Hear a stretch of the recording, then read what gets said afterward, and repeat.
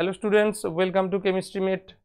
আজকের ক্লাসে আমরা পিএসসি মানে WBPSC মিসলেনিয়াসে সায়েন্স বা জেনারেল সায়েন্সের উপর যে সব কোয়েশ্চেন আসে তার আমরা MCQ-গুলো ডিসকাস করব।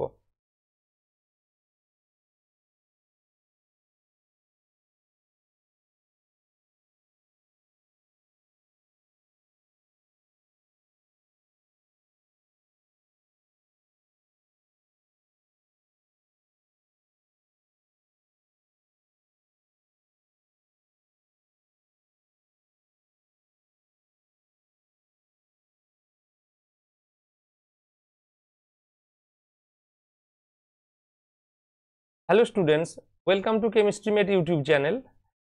আজকের ক্লাসে আমরা আগত পিএসসি মিসলেনিয়াস পরীক্ষায় জেনারেল সায়েন্সের উপর ফিজিক্স, কেমিস্ট্রি, বায়োলজি অর্থাৎ ফিজিক্যাল সায়েন্স এবং লাইফ সায়েন্স বা ভৌতবিজ্ঞান এবং জীবন বিজ্ঞান সংক্রান্ত যেসব কোয়েশ্চেন এসে থাকে প্রায়শই পরীক্ষায়, তার থেকে কিছু কিছু আমরা MCQ পোর্শন আলোচনা করব। ওকে, তো চলো শুরু করা যাক। কি কি কোয়েশ্চেন আছে দেখে নেওয়া যাক। ফার্স্ট হলো, একটি আলফা কণার ভর কত? আলফা কণা আমরা কিভাবে চিহ্নিত করি? এভাবে আলফা কণা চিহ্নিত করি, বিটা কণা চিহ্নিত করি এবং গামা কণা চিহ্নিত করি। এই তিনটি কি আলফা, বিটা, গামা, এই তিনটি হলো তেজস্ক্রিয় রশ্মি। তেজস্ক্রিয় রশ্মি, ক্লিয়ার? তিনটি হলো তেজস্ক্রিয় রশ্মি। তো দেখো, আলফা কণাকে চিহ্নিত করা হয় আলফা এই চিহ্ন দিয়ে। আলফা কণা প্রকৃতপক্ষে হলো হিলিয়াম পরমাণু, দ্বি একক চার্জ যুক্ত হিলিয়াম পরমাণু। আর বিটা কণা হলো ইলেকট্রনের স্রোত বা ইলেকট্রন।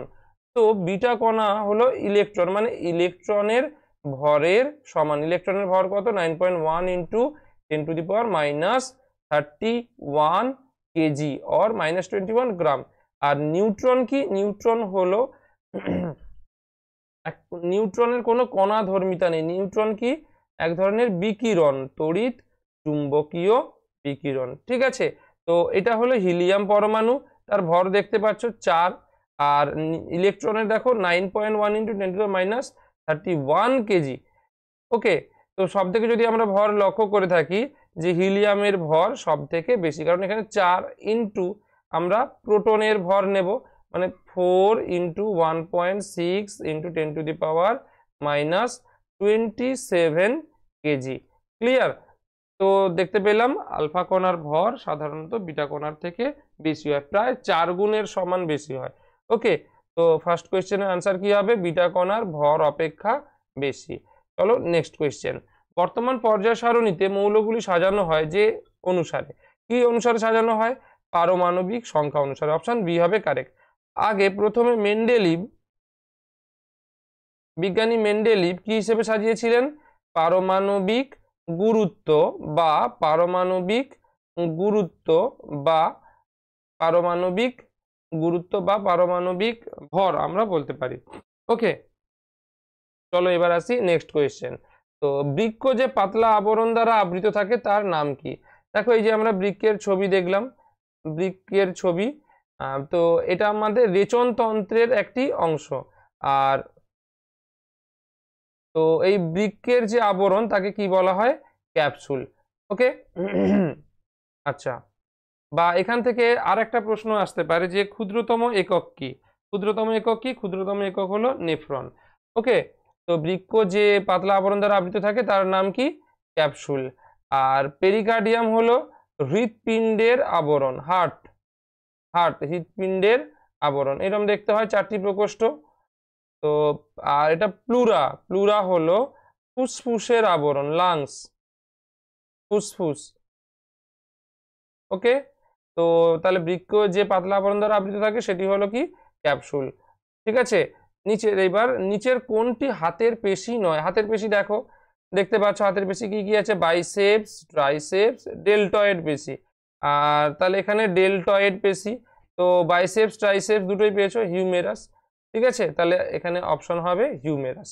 নেক্সট, স্বভোজী ও পরভোজী উভয় প্রকার পুষ্টি সম্পন্নকারী উদ্ভিদ কোনটি? দেখো ফার্স্ট অর্কিড, অর্কিডের ছবি দেওয়া আছে দেখো গাছের উপর। তো এই অর্কিড দেখো একদম সবুজ রঙের, আর যদি সবুজ রঙের হয় তাদের আমরা কি বলি? স্বভোজী। ঠিক আছে, তো এরা কেবলমাত্র গাছে আশ্রয় গ্রহণ করে কিন্তু নিজেরা নিজেদের খাদ্য খাদ্য প্রস্তুত করতে পারে। অপরদিকে স্বর্ণলতা, দেখো গোল্ডেন কালার, একদম সোনার মতো দেখতে। তো স্বর্ণলতা কি, এরা সম্পূর্ণ পরভোজী। কেন? এদের দেখো কালার ইয়েলো, তার ফলে এরা নিজেদের খাদ্য নিজেরা তৈরি করতে পারে না। কিন্তু অপরপক্ষে এটা কি, কলসপত্রী, এদের কি বলা হয়, পতঙ্গভুক। এরা কি করতে পারে, যেহেতু এদের সবুজ পাতার জন্য নিজেরা নিজেদের খাদ্য তৈরি করতে পারে, কিন্তু এরা যে নাইট্রোজেন সমৃদ্ধ যে পতঙ্গের রস শোষণ করে, সেখানে কি হয়, নাইট্রোজেন সমৃদ্ধ বা নাইট্রোজেন সমৃদ্ধি লাভ করে। অর্থাৎ এরা নিজেদের নাইট্রোজেনের ঘাটতি পতঙ্গের শরীর থেকে শোষণ করে থাকে। আর মিউকর হলো সম্পূর্ণ পরভোজী। ওকে, তো এখানে তাহলে অপশন কি হবে, কলসপত্রী। ঠিক আছে, next Adams Apple. Adams Apple কোন অঙ্গ? অ্যাডামস অ্যাপেল আমরা জানি, এই যে দেখো ঠিক ষড়যন্ত্রের কাছে যে উঁচু মতো অংশ আছে, এটিকে আমরা বলে থাকি অ্যাডামস অ্যাপেল। এটা সবারই মানে পুরুষ এবং মহিলা সবার ক্ষেত্রেই দেখা যায়, কিন্তু পুরুষের ক্ষেত্রে এটা প্রকট, মানে বাইরে থেকে সুন্দর তার প্রকাশ ঘটে থাকে। তো তাহলে অপশন কি হবে, বি, ষড়যন্ত্র। নেক্সট কোয়েশ্চেন, গাছ থেকে পাতা বিচ্ছিন্ন করার বহুদিন পর্যন্ত পাতাটি সবুজ রাখতে কোন হরমোন সাহায্য করে? তো কি হবে, অপশন সি, কাইনিন।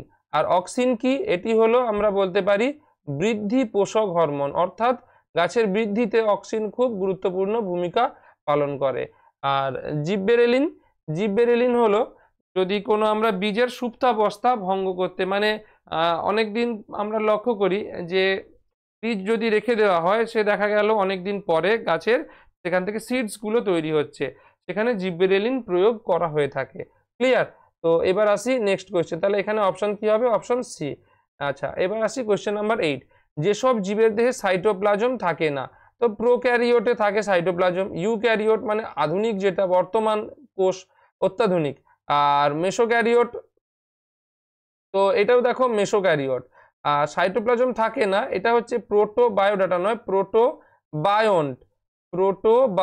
এটা আমরা কোথায় পড়েছি, এটা পড়েছি আমরা যেখানে আমরা পড়েছিলাম যে প্রাণের বিকাশ তত্ত্ব, সেখানে হট ডাইলিউট স্যুপ বলে একটা টার্ম পড়েছিলাম। অর্থাৎ যখন প্রথম প্রাণের বিকাশ ঘটে, হট ডাইলিউট স্যুপ, যখন প্রাণের বিকাশ ঘটে তখন সেখানে প্রথম প্রোটোবায়ন্টেরই আবির্ভাব হয়েছিল। এই প্রোটোবায়ন্টের দেহে কোনো রকম সাইটোপ্লাজম ছিল না। ওকে, তো এবার আসি আমরা নেক্সট কোয়েশ্চেন, তাহলে এখানে অপশন কি হবে, অপশন ডি হবে কারেক্ট অ্যান্সার। চলো নেক্সট কোয়েশ্চেন, যে পাত্রে 100 গ্রাম জল ধরে সেই পাত্রে যে পরিমাণ পারদ ধরবে। তো 100 গ্রাম জল, মনে করো এটা একটা পাত্র যেখানে 100 গ্রাম জল ধরে। তো আমরা জানি গ্রাম মানে কি, এটা ভর পরিমাপ করা হয়, কিন্তু আয়তন পরিমাপ করার একক কি, আয়তন পরিমাপ করার একক এমএল। তো এই 100 গ্রাম জল কতটা আয়তন দখল করে সেটা আগে আমাদের জানতে হবে। কি করে জানতে পারবো, আমরা জানি ঘনত্ব density equal to M by V. তো ভি ইকুয়াল টু কি হবে, এম বাই ডি, মানে আয়তন সমান ভর ডিভাইডেড বাই ঘনত্ব। তো জলের ক্ষেত্রে আমরা জানি 1 গ্রাম পার এমএল। ঠিক আছে, তো এখানে যদি আমরা এখানে ভর কত আছে, 100 ডিভাইডেড বাই 1 করলে কত হবে, 100 এমএল। অর্থাৎ এই যে পাত্র, এর আয়তন কত পেলাম, 100 এমএল বা 100 এমএল। ক্লিয়ার?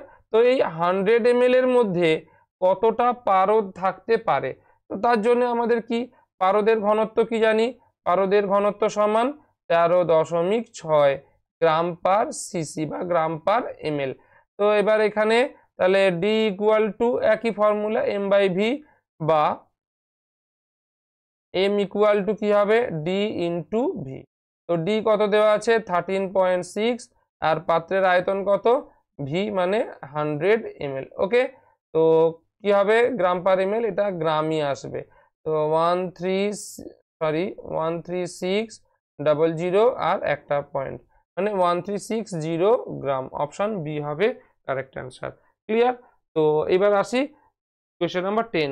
আচ্ছা, একটু এইগুলো আসলে বইতে প্রিন্টিং মিস্টেক থেকে গেছে। তো পরমাণুতে নিউট্রন সংখ্যা, আমরা কিভাবে পরমাণুতে নিউট্রন সংখ্যা হিসেব করি, জানি ভর সংখ্যা সমান কি জানি প্রোটন সংখ্যা যুক্ত নিউট্রন সংখ্যা। ক্লিয়ার? তো যদি আমরা ভর সংখ্যা দেওয়া থাকে সেখান থেকে প্রোটন সংখ্যা বা নিউট্রন সংখ্যা হিসাব করতে পারি। মনে করো এখানে দেওয়া আছে অক্সিজেন 8 আর 17, ঠিক আছে? তাহলে এখানে ভর সংখ্যা কত দেওয়া আছে 17, প্রোটন সংখ্যা কত দেওয়া আছে 8, তাহলে নিউট্রন সংখ্যা কি হবে n = 7 - 8 বা 9। ক্লিয়ার হয়েছে? তো অপশন, এখানে অপশনটা দেখতে যেও না, আমি এখানে মানে অপশনগুলো আছে দেখেই আমি দিলাম এটা। বা আচ্ছা ধরো এইটাতে আমরা যদি দেখি অক্সিজেনের যদি ভর সংখ্যা হয় 16 8, সেক্ষেত্রে কত হবে p = 8, n = কি হবে 16 - 8 মানে 8। ক্লিয়ার? তো এটা বোঝা গেল কিভাবে আমরা ভর সংখ্যা হিসাব করতে পারি। ঠিক আছে, আসি এবার নেক্সট কোয়েশ্চেন। তো কোন ভিটামিন বায়ু ও তাপের সংস্পর্শে তাড়াতাড়ি বিনষ্ট হয়ে যায়? এটা হলো ভিটামিন সি। এই জন্য বলা হয় ভিটামিন সি, মানে যদি আমরা কোনো খাবার গরম করে খাই তাহলে সেক্ষেত্রে ভিটামিন সি নষ্ট হয়ে যায়। ঠিক আছে, আসি নেক্সট কোয়েশ্চেন। একটি পুঞ্জীভূত ফলের উদাহরণ। দেখো পুঞ্জীভূত ফল, এটা আমি আগে থেকেই ছবিটা সেট করে রেখেছি। দেখো কিভাবে মানে ঠিক মানে আলাদা আলাদা সেপারেট কোষ হয়ে আছে। ঠিক আছে, পুঞ্জীভূত ফলের কি উদাহরণ হবে আতা। কেমন? এখানে দেখো প্রত্যেকটা কিভাবে সুন্দর করে কোষ হিসেবে এরা অবস্থান করছে, এই জন্য এদেরকে পুঞ্জীভূত হয়ে আছে, তাই এদেরকে বলা হবে পুঞ্জীভূত ফল। ক্লিয়ার? চলো এবার নেক্সট কোয়েশ্চেন। শব্দের গুণ নির্ধারিত হয় কার দ্বারা? দেখো শব্দের গুণ, এখানে আমরা শব্দের গুণ কি কি জানি? প্রাবল্য একটা জানি, প্রাবল্য বা তীক্ষ্ণতা, তীক্ষ্ণতা,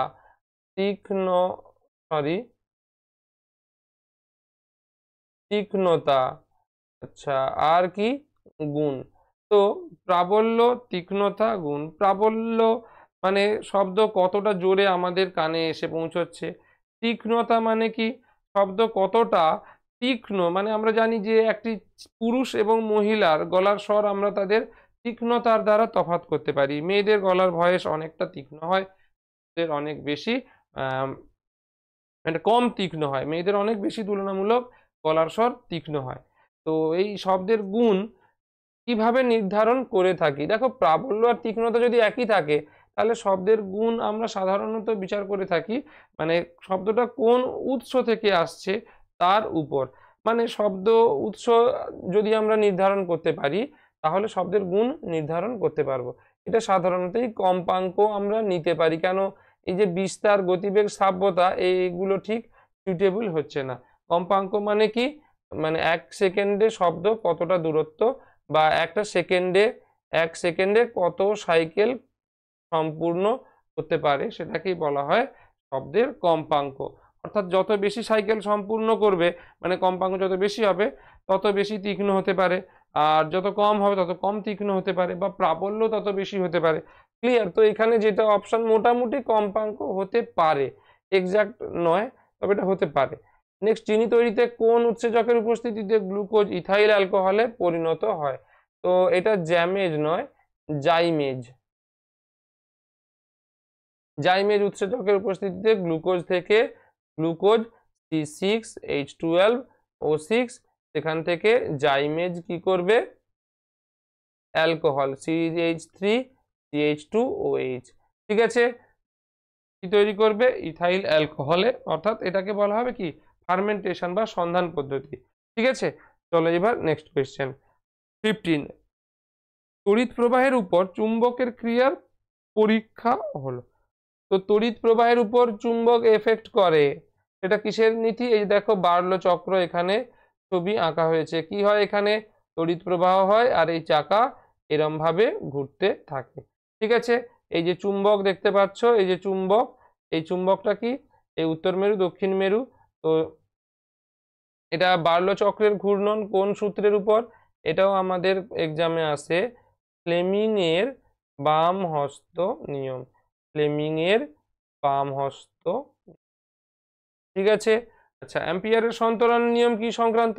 অ্যাম্পিয়ারের সন্তরণ নিয়ম হচ্ছে পরিবাহী তারের বিক্ষেপ সংক্রান্ত, পরিবাহী তারের বিক্ষেপ সংক্রান্ত, বিক্ষেপ সংক্রান্ত কোন দিকে বিক্ষেপ হবে? দেখো যেদিকে বাম হাত সাঁতার কাটছে পরিবাহী তার বরাবর, যেদিকে বাম হাত বিক্ষেপিত হবে সেই দিকেই উত্তর মেরু বিক্ষেপ ঘটবে। দেখো যেদিকে এটা উত্তর মেরু ছিল, বাম হাত বাম দিকে যাচ্ছে, তো উত্তর মেরুও সেই দিকে বিক্ষেপিত হয়েছে। ঠিক আছে, এটা কি তড়িৎ প্রবাহের চুম্বকীয় ফল। ঠিক আছে, বা তড়িৎ প্রবাহের ফলে কোনো পরিবাহী তারের গতির অভিমুখ কোন দিকে হবে তার জন্যই অ্যাম্পিয়ারের সন্তরণ নিয়ম। ঠিক আছে, আর ডায়নামো দেখো এটা মনে রাখতে হবে, ফ্লেমিং এর ডান হস্ত নিয়ম, ফ্লেমিং এর ডান হস্ত নিয়মগুলো কি সেটা আমরা ডিটেলসে ক্লাসে ডিসকাস করব। ওকে, চলো নেক্সট কোয়েশ্চেন। অতি পরিবাহিতা, অতি পরিবাহিতা হলো মানে কোনো ধরো এটা একটা পরিবাহী তারের কি হয়, রোধ থাকে, রোধগুলো কি করে তড়িৎ প্রবাহ হতে বাধা দেয়। কিন্তু অতি পরিবাহী অবস্থায় মানে তাদের রোধ শূন্য হয়ে যায়, তখন তাদের খুব প্রবাহ বেড়ে যায়। ঠিক আছে, এই উষ্ণতাকে কোন উষ্ণতায় হয়? সেটাকে বলা হয় সংকট উষ্ণতা। এটাও প্রশ্ন আছে যে কোন উষ্ণতায় পরিবাহী রোধ শূন্য হয়ে যায়, সেটা হলো কি সংকট উষ্ণতা। ওকে, তো এখানে অ্যান্সার কি হবে? Option D correct answer. চলো এবার নেক্সট কোয়েশ্চেন। পতঙ্গের কয় জোড়া পা থাকে? দেখো একটা পতঙ্গ এঁকে রেখেছি, তোমরা দেখতেই পাচ্ছ একটা প্রিয় আরশোলা। কত আছে? 1 2 3 4 5 6, অর্থাৎ 3 জোড়া, 3 পেয়ার, 3 জোড়া বা 3 পেয়ার। ওকে, 3 জোড়া বা 3 পেয়ার।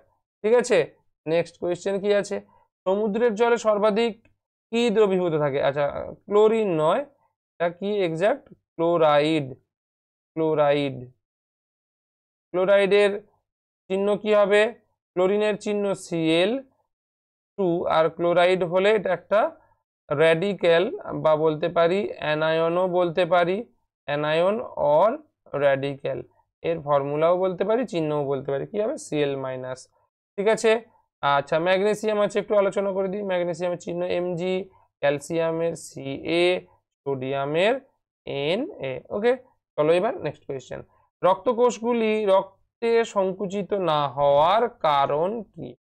তো রক্তকোষগুলি রক্তে সংকুচিত হয় না, তো এটা যদি আমাদের একটা রক্তবাহী নালী, রক্তবাহী নালীকে কি বলা হয়? শিরা এবং ধমনী। তো এখানে কি হয়, রক্তের যে কোষগুলো কি হয়, রক্তের চাপে সংকুচিত হয়ে যেতে পারত, কিন্তু হয় না কেন?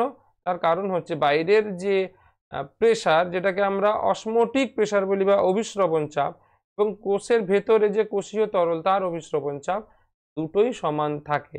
এই ধরনের দ্রবণকে আমরা বলি আইসোটনিক। ওকে, আইসোটনিক। তাহলে রক্ত আইসোটনিক কাদের? এই যে রক্ত কোষগুলি তাদের সঙ্গে আইসোটনিক। আচ্ছা, হাইপোটনিক মানে কি? যদি কোষীয় তরলের ঘনত্ব, হাইপো মানে কম হয়, সরি কোষীয় তরলের ঘনত্ব নয়, কোষীয় তরলের অভিস্রবণ চাপ যদি কম হয় তখন তাকে বলা হবে হাইপোটনিক, আর যদি বেশি হয় তখন তাকে বলা হবে হাইপারটনিক। ক্লিয়ার? তো এখানে কি হবে, কেন সংকুচিত হয় না, তার কারণ হলো আইসোটনিক। ঠিক আছে, তো এইবার আসি নেক্সট কোয়েশ্চেন। উড মেটাল কোন পদ্ধতিতে প্রস্তুত করা হয়? উড মেটাল হলো কি বিসমাথ এবং লেডের একটা অ্যালয় বা সংকর ধাতু, ধাতু সংকর, অ্যালয় বা ধাতু সংকর। ক্লিয়ার? এটা কিভাবে তৈরি করা হয়? এটা পিটিয়ে চাপ প্রয়োগ করে তৈরি করা হয়। Option D. দেখো তড়িৎ বিশ্লেষণ দ্বারা কি প্রস্তুত করা হয়? তড়িৎ বিশ্লেষণ বা কার্বন বিজারণ দ্বারা, এগুলো কি প্রসেস? এগুলো হলো ধাতু নিষ্কাশন। কি থেকে ধাতু নিষ্কাশন? ধাতু নিষ্কাশন কি থেকে? ধাতব আকরিক থেকে, ধাতব আকরিক থেকে। এবার ধাতব আকরিক গুলোকে প্রথমে ধাতব অক্সাইডে রূপান্তর করা হয়, তারপর কার্বন বিজারণ পদ্ধতি অথবা তড়িৎ বিশ্লেষণ পদ্ধতি প্রয়োগ করা হয়। ক্লিয়ার?